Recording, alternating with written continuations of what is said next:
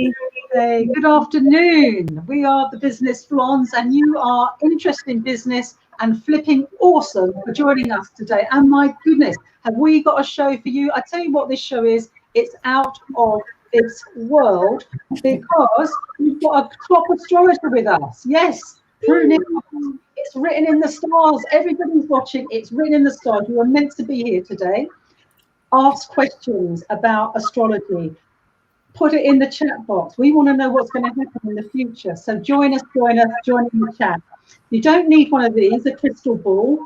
We've got an astrologer here. So we want to find out what the future's got in store for us, our businesses, and everything in the world at the moment. So welcome to our fabulous show. So let's just go around the room. You know the usual people here, Sam, Kim, and Penny. So how have you been, Sam? Well, I like that, Kim, don't you? We could be known the new duo called Sim. I'm very well, thanks, Caroline. Really well, really well. I think this week for me, I wrote about it actually last night because it's all about positivity.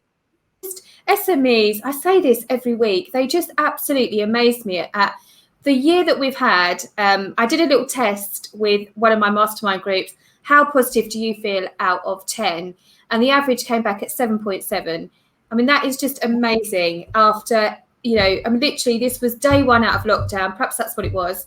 And we were feeling 7.7 as a group going into next year. So my question was, how positive do you feel about your business in 2021? And the average score was 7.7. That's immense, isn't it? Yeah. Brilliant. Well, yeah, there's a great positivity out there. I think we couldn't have got lower than we have done this year. So the only way is up, I think. So Kim, how's your week been? Yeah, it's been good, thank you. It's been fun packed as ever. I got the joy of starting the week with my little girl's 4th birthday. So you can't fail but be on a high, can you? No, how wonderful. And so she's a Scorpio, is she? No, she's Sagittarius, is she? Yeah. Sorry, shouldn't I? We're going to learn more about all that, I'm sure. So that's lovely. It's a lovely bit of celebrating amid the gloom of the bleak midwinter. Thank you so much, Kim. Penny, how's your week been? Yeah, it's been great. I'm really excited actually because this Saturday is Small Business Saturday. You know, this annual celebration. You know, people must follow it on @SmallBizSats UK and hashtag. I've created, I don't know whether anybody else is going to join into it. I've created a really nice Instagram, an infographic, I should say, to go out with some information for people. So I'm really excited about this week. I agree, there's some positivity, but I suppose my big message is this Saturday we've all got to go out and buy from small business. We've got to go out and do our Christmas shopping, and even if they are a little bit in fear, because I think a lot of small businesses are struggling when you walk through the door, the gel, the masks, and everything. Let's just support them and love them this Saturday and make them feel great about their month ahead. I agree. I went out for dinner last night and I got the first hair of today. So single-handedly keeping the economy afloat. This week I did a vision board workshop, one-to-one, with a vision board facilitator. So I now have a vision of what I want for the months ahead. And sometimes we need to see it to believe it. And that's sometimes, I guess, is an effortless segue into astrology. I don't know if it is predicting the future.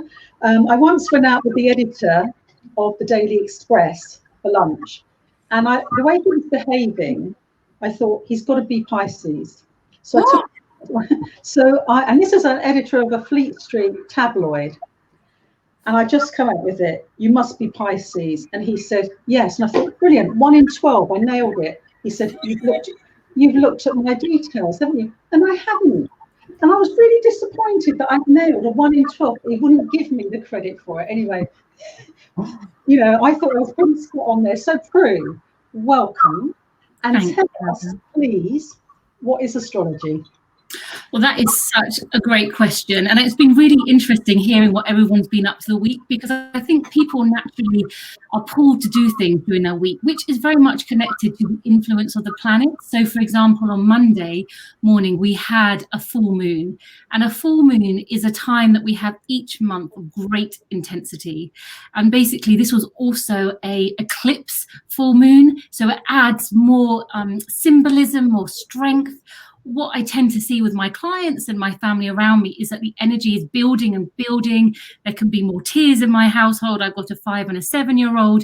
My son was born under a full moon, so I definitely see him behaving more intensely, could be the word that I'm looking for. And so it's just understanding, in a nutshell, astrology can help us live our life in the right gear.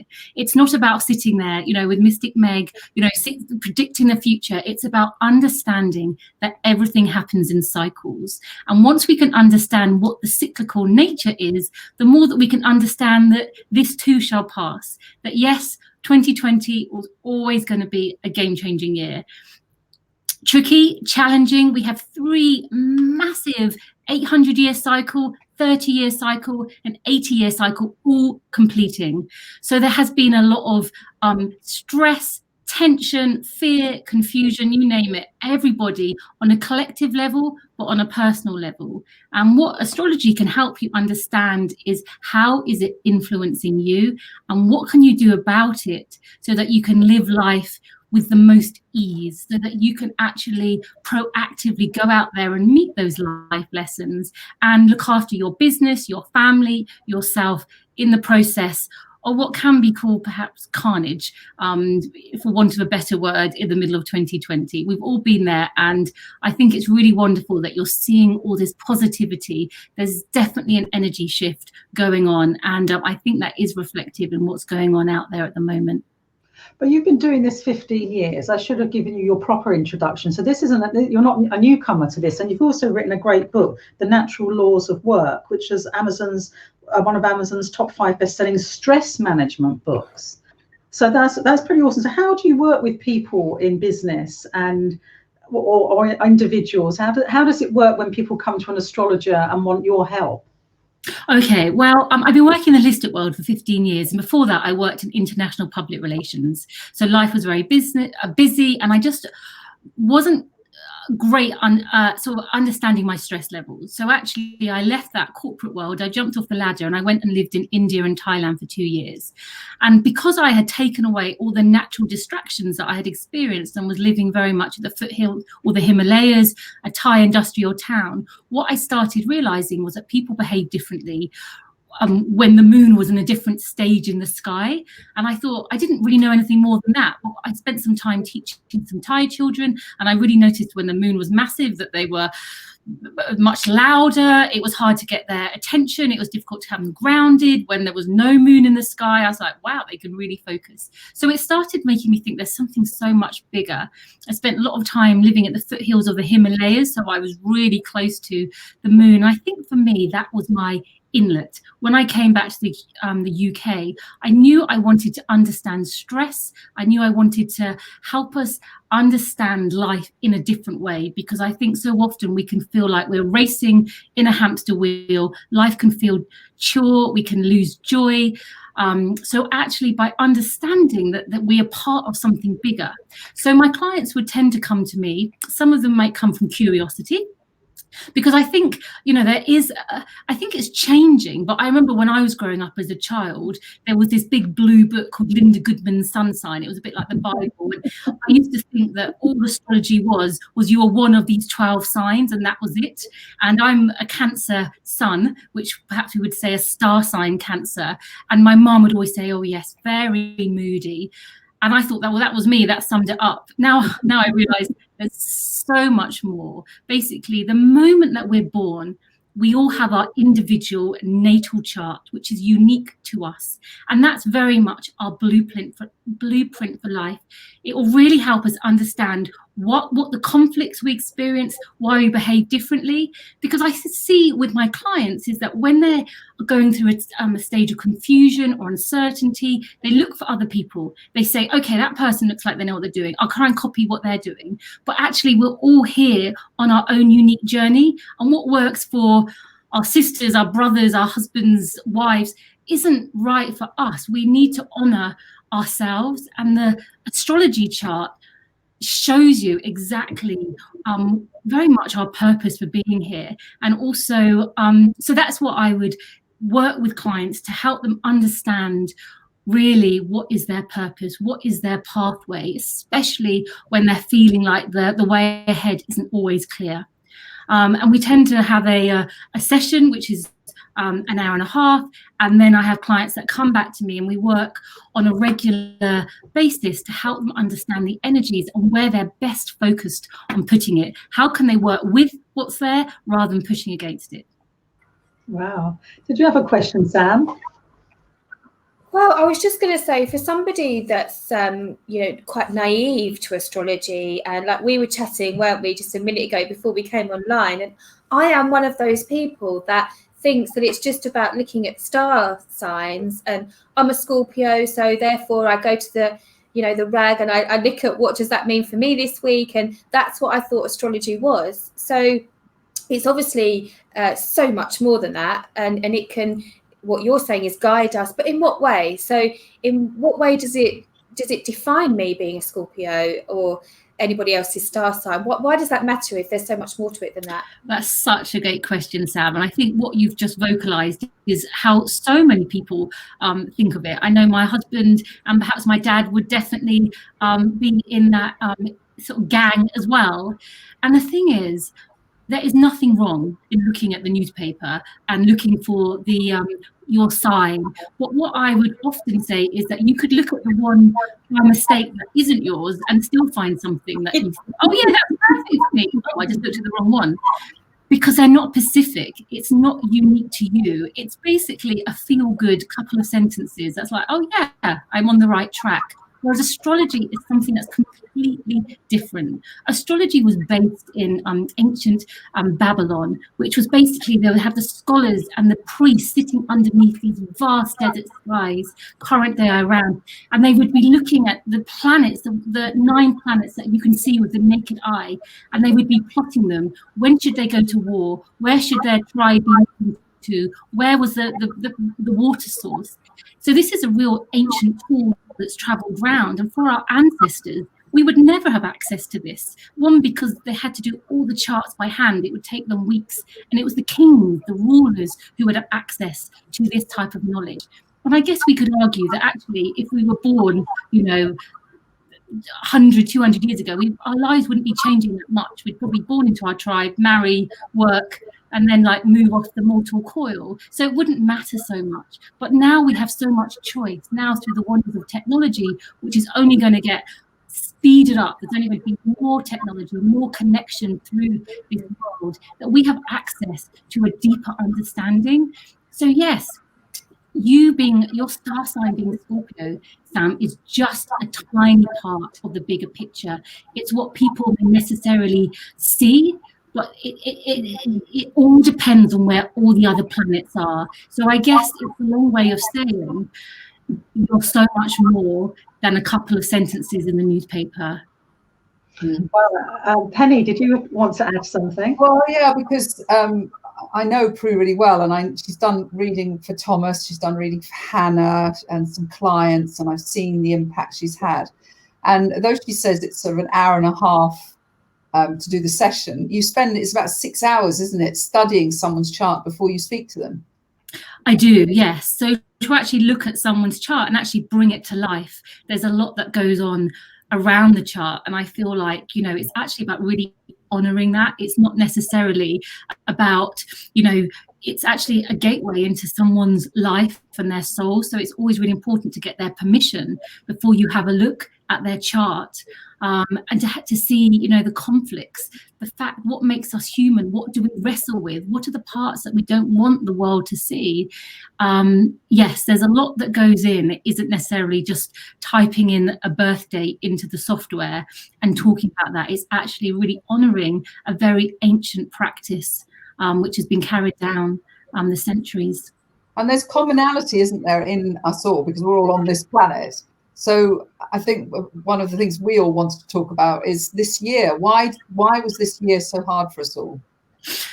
Right. Well, you know, in the astrology world, we always knew that 2020 was going to be a game changer, and we didn't know why. I mean, there would be some astrologers that would probably produce a blog and mention that there could be this, you know, global pandemic. But for me, that was always part of the shift that was happening. So we had this conjunction of two very big planets, and these planets collide every 30 years, and something big happens to humanity. It was the outbreak of World War I. The AIDS was first recognized. But when they came together in the sign of Capricorn, the last time they did that in this way was in 1517. And that was a really powerful time in the world. It was when Martin Luther hammered his 75 thesis into the Wittenberg Cathedral and said the power of the Catholic Church is too great. The corruption is unknown. And actually it started the Reformation then. So what we've been seeing now is that corruption, we've been seeing anything that's been hidden has been coming out. It's basically been very much focused on Capricorn themes, hierarchies, companies, anything that's got a top-down structure that has been corrupt or is no longer fit for purpose has had to restructure. So what we've been seeing is basically a pull into a new way of living, a new way of being, fairness, justice, equality, humanity issues coming out. And so what we've been teetering is between the old world and the new world. And that's been deeply uncomfortable, letting go of familiarity. So we knew that this was going to be rolling out. These conjunctions were happening 3 times a year, which doesn't sound very much, but it was always going to be massive. And actually, we're going to see more of this kind of like continue through. It's going to get much easier in March, but we're moving out of an earth energy. And earth is what happened at the beginning of the Industrial Revolution. So suddenly success became very material. People left the fields, they came into offices, they wanted to tangibly feel success in their hands. Money became a marker of if you're a successful person. So we've had this kind of hierarchy. We've had this in one way, we've been moving into more of a classless, that anyone, if you work hard, you can achieve your goals, but we're moving into air. And air has a whole different quality and feel. And that's what we're getting, the conflict between the dense values. What am I if I'm not successful in monetary terms? So we're moving into a new way. And that's not always comfortable, is it? Like change, I think sometimes we hold on to what's perhaps a little bit more comfortable, just being mere mortals that we are. I know I certainly can do, even when I know all this integrally. Kim, I'm sure you want to add something there. No, I do. It's fascinating, so insightful, and I imagine right now really, really useful for people to be able to cut through the noise, because you know we talk about the fact that it's lonely at the top, but it's never been less quiet, has it? With the emerging technology, advancing digitalization, the need to engage and empower our people, a global pandemic, I mean, you name it, we're getting a lot thrown at us. So what is it that, you know, why is it people come to you? I can see that you obviously can really help them cut through to that clarity, but are there specific moments that trigger for people that, yes, that you find more useful? A great question, Kim. And I think what I know happens is there are certain points in our life which I would see as turning points, which are difficult. And actually, it's during those times that I will see an influx of people coming to seek advice, to seek some sort of validation, to almost have someone that can hold their hand in the abyss. So basically, you know, when we're 6 years old, that's the first time when life becomes a bit tough. That's when we would have what we call Saturn, which is a planet of limitation, restriction. That's when we first feel it. Suddenly we're not the most important people in the world, and we have to deal with friendships and teachers, and suddenly we bring our painting home and mum isn't like dancing for joy. And then, you know, at 12, it's another. 29 is a massive gateway. It's a massive shift for people to think, am I on the right path? So what I see a lot with my clients is that they can feel confused. They're breaking away from the conformity that they grew up with. They're breaking from their parents' views in many ways. And it's difficult when you're stepping out of the family mold in some ways. So we know that 29 is, and this carries on. So I would see people at these turning points. And also there's another one, 43. It's what we would perhaps call the midlife crisis. It's when we can feel restless, impatience. What have I been doing with my time? Is this what I want? And I think when we have these times in our chart where everything feels very alive and close and uncomfortable, we kind of want to see the bigger picture. We want to know, is this okay? Am I going mad? And by having an astrologer looking at your chart and saying, this is what's going on, suddenly it's like you can breathe. It's like, oh, okay, I'm not on my own, and there's a bigger purpose here. And that's when people would tend to come. It's interesting because I was going to say that I'm finding a lot of people really want certainty now. Never before has the future looked so threatening and unknown, and the human brain hates the unknown. We want certainty. So would you say that's the main reason people come to use an astrologer, is that they want to know what's coming next? Yes, I think so. I would wholeheartedly agree. And there are some people that would have more air or more fire in their charts, that would be embracing the unknown, that, oh, bring it on, come on, I want to go out there all guns blazing. And there are other people that have more water, that are more emotionally connected, that suddenly feel that they're really on unsteady ground. People that have really strong earth, the Sagittarius is fire. We've got the Virgos, we've got the Taurus, we've got the Capricorns, where actually tangible connections are what makes them feel safe. So fundamentally, if your world doesn't feel safe, it's harder to deal with the change. It's harder to deal with this shift that's going on. So yes, I would see perhaps the fire sign who likes the unknown, that's got more trust and more spontaneity into life, is looking at what the opportunities. What can I do? Where can I, get on the next wave that's going on? What should I be interested in? And then we'd have more of a water, more of the sensitive side that's like, I feel very scared. I feel really alone. And then we'd look at, okay, how can we support you during this time? Because it isn't necessarily about, looking at your chart and then, I kind of know I'm upset, but actually what can we look to in your life? Where can you get that support? Because we've all got these 12 planets. We've all got fire, we've all got earth, we've all got water, we've all got these different elements within us. And it's about finding out how you can channel and engage with it. And I think that would be a big part of people leaving our time together feeling renewed, feeling hopeful, feeling more clarity. That's my key thing. I want my clients to feel clarity about their next step forward. Did you want to say something, Sam? I was just, I found this absolutely fascinating. And a couple of things. So basically people, like you said, Caroline, there's so much uncertainty. We just want answers, don't we? And that's what you're almost, going through all the treacle and coming up with those clarity and the answers to what's next, which is lovely. I want to book a session with you, Prue, I really do. But what I was really interested to ask as well is, what is the next stage? You said 43. Unfortunately, I've passed that one. So what's my next one? Well, we're looking your chart is 51. That would be a key next. But you don't have to wait for a life crisis to come.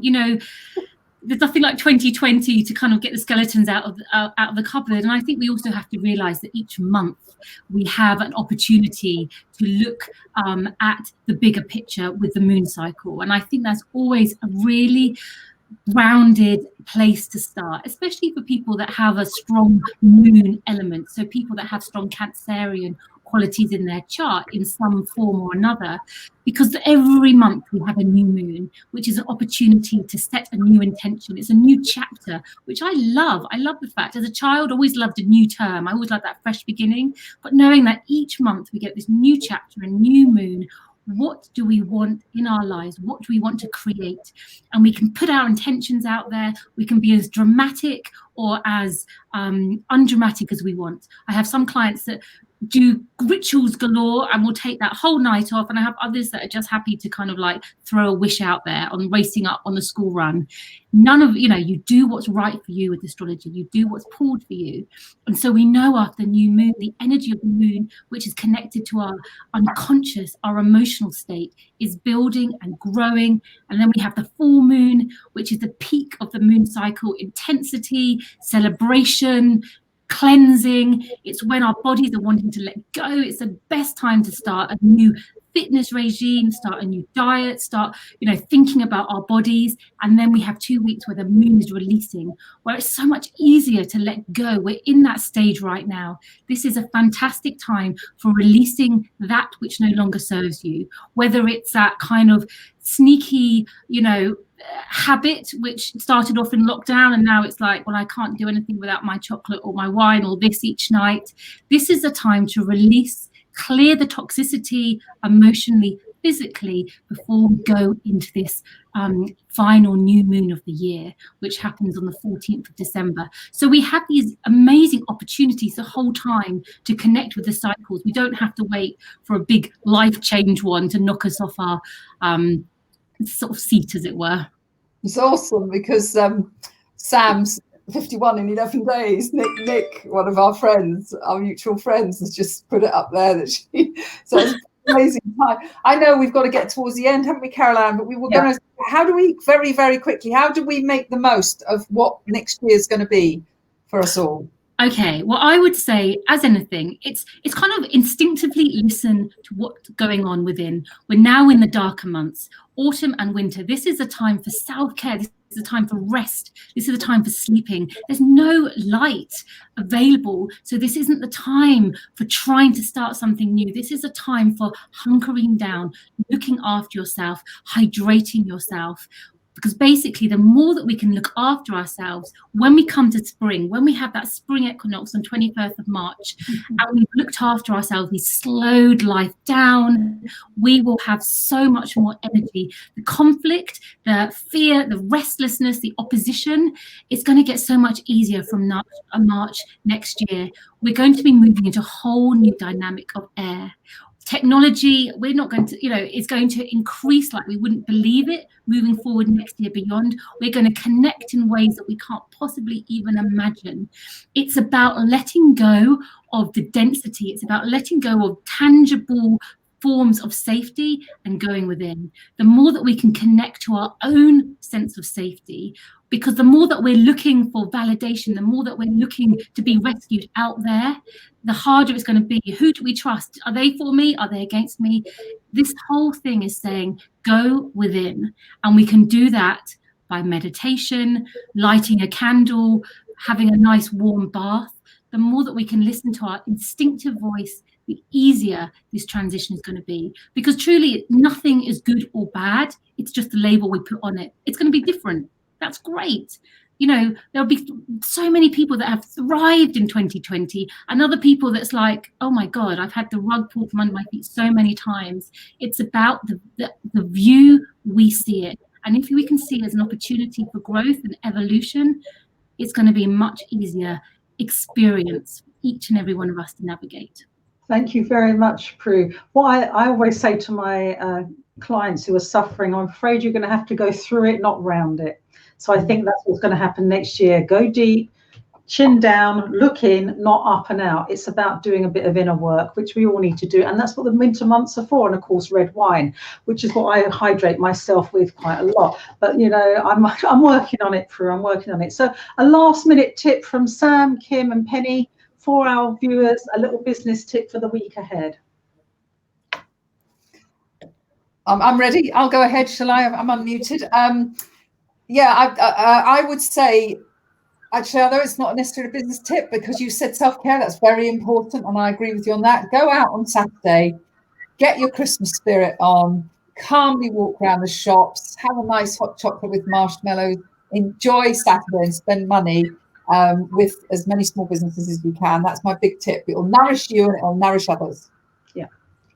Sam, thank you. That's a lovely tip. Marshmallows and hot chocolate.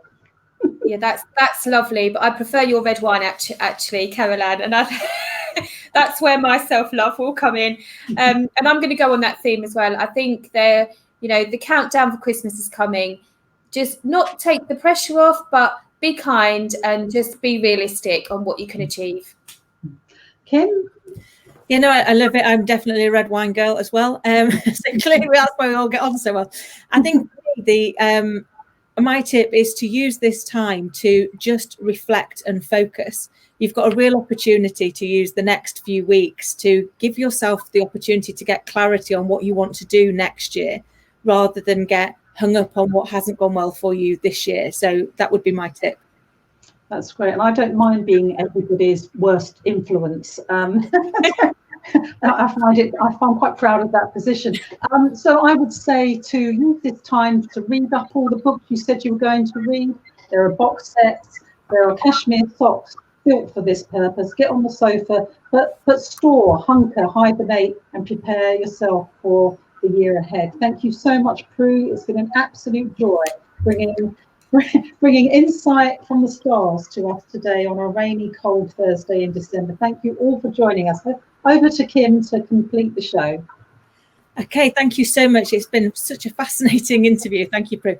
And if you would like to be in Prue's seat, then you can get in touch with us at www.businessblondes.tv and come along and be a guest. We'd love to hear your stories. In the interim, have a lovely, lovely week. Look after yourselves, and we will see you here next week at 1. Take care.